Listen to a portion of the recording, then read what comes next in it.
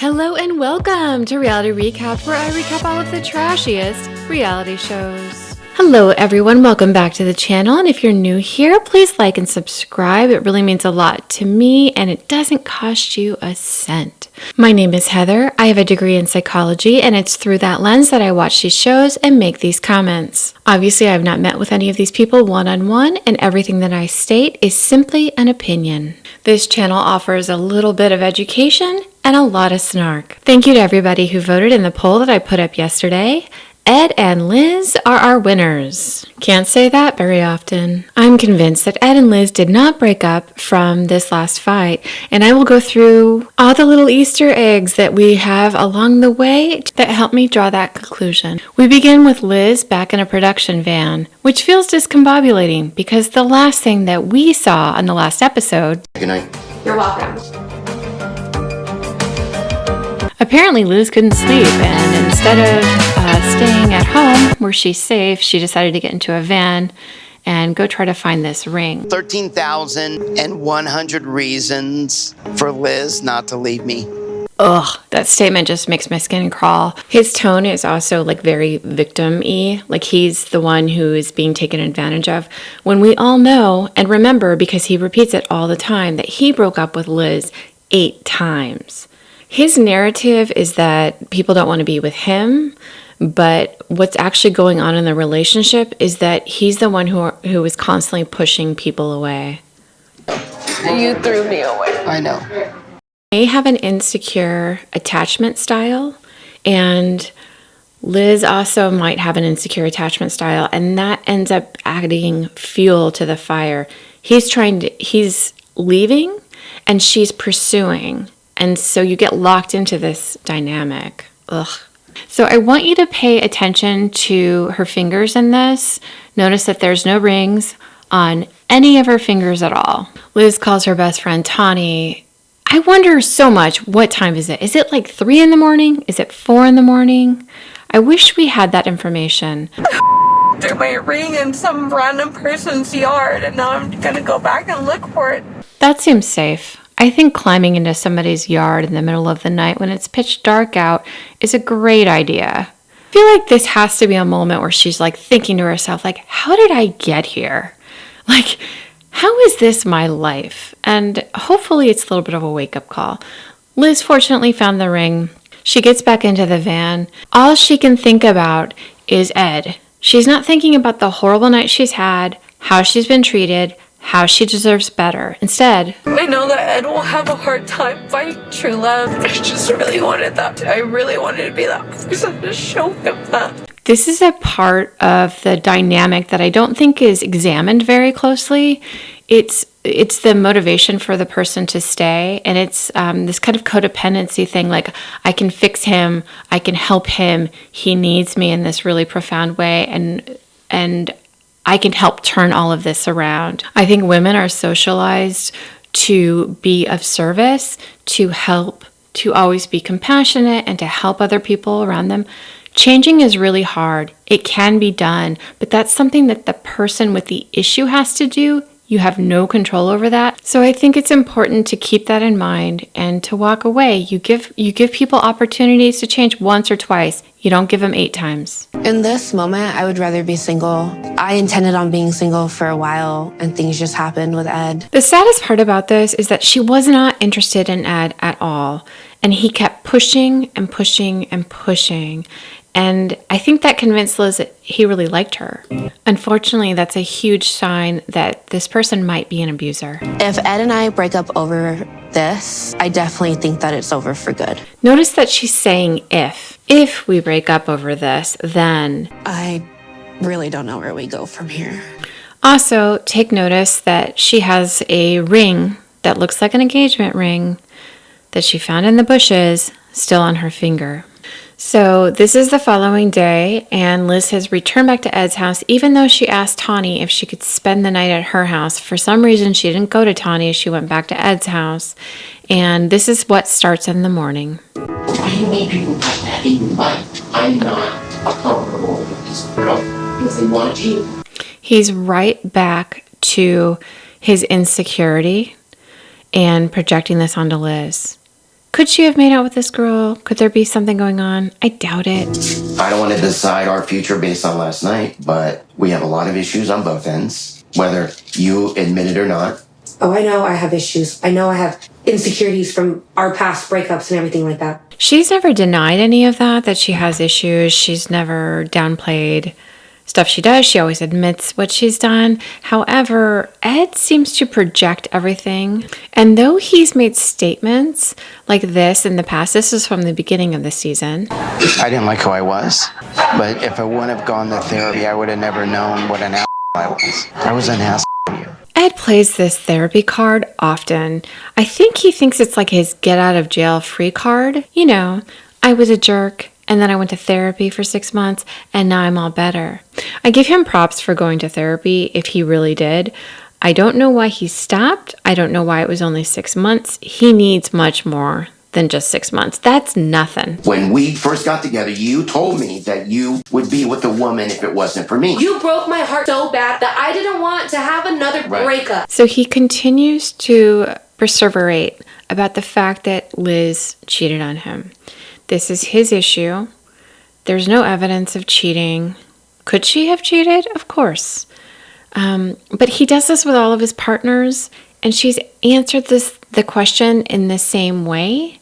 And at this point, there's really nothing for Liz to say. How do you defend something that you didn't do? And why are you wasting your breath doing it? So then that's in my head. Never dated a woman. Right. I told you no, Right. and But you didn't believe me. So Liz, you say that, and then fast forward to last night. And he goes back through the story that we've already heard a million times, that Liz has denied that's what's happening. And really, there's no point in continuing this conversation because he's so entrenched in his belief. And it doesn't matter what Liz says. He's not even really listening to what she says. He's convinced. This toxic person that I told you to get rid of, that she's bad for you, was invited to our engagement party.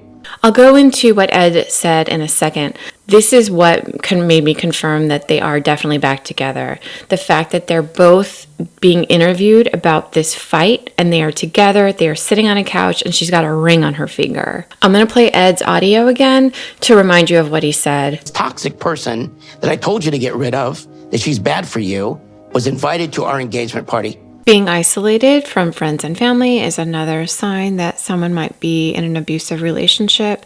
Isolation is important for the abuser because if the other person doesn't feel like they have any other people they can turn to, they're only reliant upon the abuser. This gives the abuser a lot more control, a lot more power, and a lot more security. When I cut out every single one of my friends to be with you, including my mom and my daughter. Don't put that on me. Well, Do not put that on me.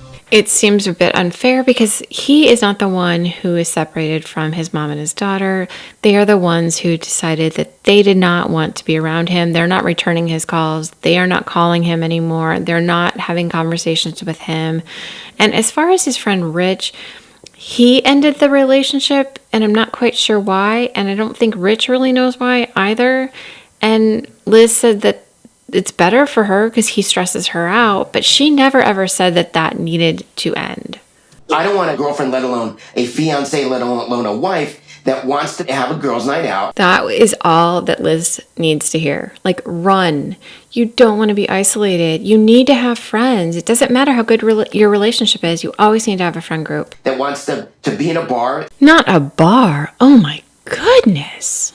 Stop making it seem like I'm this little party animal when we know who the party Liz, animal is. I'm not saying that. You drink to a point where you can't stand up. That kind of sounds like you are saying she's a party animal, and maybe she has an issue with alcoholism, which they've touched on before. You Can't stand drink up. every Because single I've never night. been. Okay, great. So you both are drinkers. You both drink together. You both probably drink to excess. Neither one of you is completely innocent in this. Who cares? I've never drank to the point where I can't stand up. Well, to be fair, you're a lot closer to the ground. All you have to do is just put out a hand and you're there. You told me when you were drunk the Yes. other night that you would rather sleep with Alex and her than me. Oh, That is an awful thing to say to your partner. Clearly, that's out of bounds. And what's interesting is Ed only talked about what Liz had said regarding his genitalia. He never talked about the antecedent. What came before that, Ed? Oh, I just told her that I wanted to sleep with one of her friends. Like, I believe abusers create these situations and they're trying to pull their partner down to the same level that they operate from, because then it muddies the water. Who's the one who's doing things that are more inappropriate or whatever? And remember, Ed's whole point with bringing all of this up is that Liz has a drinking problem and she drinks to excess. Yet his response to her bringing this up is, I was probably drunk. so see, he didn't fall over, you guys. He just said really horrible things to his partner. So clearly he doesn't have the problem with alcohol. What do you tell me? To hurt you back, I just said bullshit. you had a small. That's what I said. Oh, whatever, yeah. I never said that I'm gonna go screw someone else. Nobody's perfect. I was probably drunk and I don't remember. So you don't remember what you said, but you do remember what Liz said. Okay, how convenient. Remember It's saying not okay. He literally shrugs at this. Use me as something because you're insecure. You're always going to be that way. the right woman, I'm not insecure. You're obviously not the right woman. I don't think this is true at all. I think the issue is really with Ed. And I think Ed has a problem with being monogamous and not cheating. We know he cheated on his wife while she was pregnant with Tiffany. So I think because he is someone who's constantly looking to see what else is out there, constantly thinking about other people, instead of taking ownership that that's how his mind is working, he projects that onto his partners. He is the issue here. It's not Liz. There's nothing she can do but leave. You should have never put a ring on my finger then. Well, it's not on your finger You now. made it very clear I'm not the right woman. Right, Please well, get it's out not of on my your face. finger now because into Stop the telling me bush. you're not going to marry me. I don't need the ring. Go return it, please. I'm asking you nicely to leave. Oh, please. I'm happy to leave. Liz, have a nice life. Whatever. Liz and I are separated for 6 months. Teddy dies. I'm vulnerable. 48 hours, we're engaged. And I did move too fast. I think I made a big mistake. What's disappointing here is that he's not acknowledging the cycle that he gets into with he feels insecure, he gets into a relationship, those insecurities raise, and instead of dealing with that emotion himself and with the therapist, instead of focusing on the underlying cause and the underpinnings for all the challenges that he's having in relationships, he just says things like, oh, I just rushed into this, and if I hadn't done that, then all of this would have been okay. With Rose, he was saying that it wasn't real, like the relationship was never real, instead of owning that she broke things off because of how he treated her. He can't let his ego go there. And what's unfortunate is he's essentially committing himself to either a life of solitude because he's not going to get into relationships because this is the cycle that will happen, or he's committing himself to really dysfunctional relationships when all he needs to do is focus on himself and go to therapy.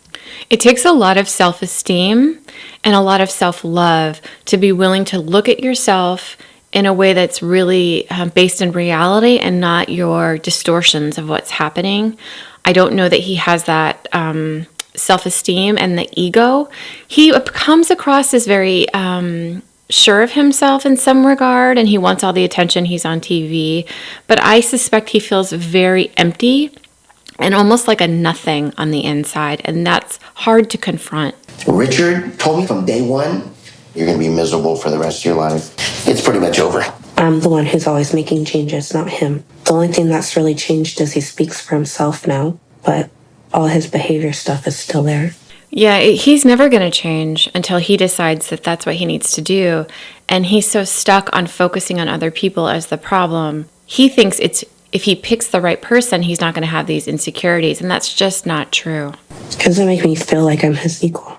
Do love her. Yeah, we don't like to fight. Like, Liz said a lot of things. I lost half my family that were close to me, and I gave them up to be with Liz. Now I don't get to be with Liz. Now I'm really, I have my dogs. He is so good at playing the poor me card, and it's just obnoxious. Again, he did not give up his family for Liz. His family stopped speaking to him. I think Ed's very good at triangulation and pulling people into his disagreements and making a huge mess out of everything. And I think they just got exhausted. They don't want to be part of it.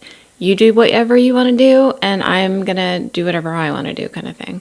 In the next episode preview, we see Ed sitting very close to a bush, talking things out with Liz. That seems kind of brazen, considering the last time she saw a bush, she threw a ring into it. That's it for this week, you guys. Thank you so much for watching. Again, please like and subscribe. It really helps me a lot. Costs you nothing. See you next time.